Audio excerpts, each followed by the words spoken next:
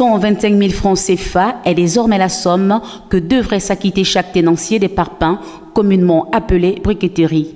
Des frais qui feraient suite à une formation de mise aux normes de fabrication des matériaux de construction organisée par le Laboratoire national du bâtiment et des travaux publics du Gabon depuis le mois écoulé. L'initiative aurait quelques ambiguïtés aux yeux du syndicat autonome des commerçants du Gabon, SINACOGA, qui s'est réuni ce 30 avril à son siège situé dans le 1er arrondissement de la commune de Libreville.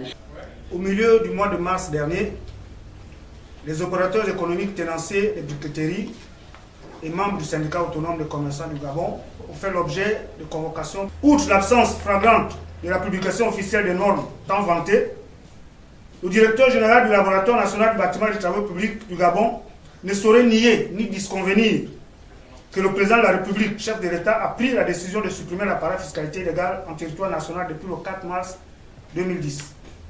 Que cette décision venait appuyer les dispositions des lois 585 et 485 relatives respectivement au règlement général de la comptabilité publique de l'État et aux lois des finances.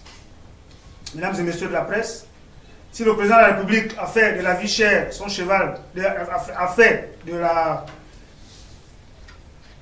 la vie chère son cheval de bataille pour alléger les souffrances des consommateurs que nous sommes. D'ailleurs, le syndicat autonome des commerçants du Gabon, soutenu par d'autres syndicats de la place, ne peuvent cautionner que certaines administrations foulent au pied cette mesure.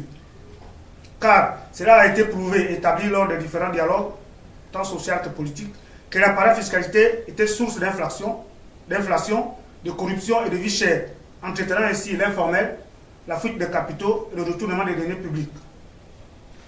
Oui à la mise aux normes des briques dans la limite de la loi.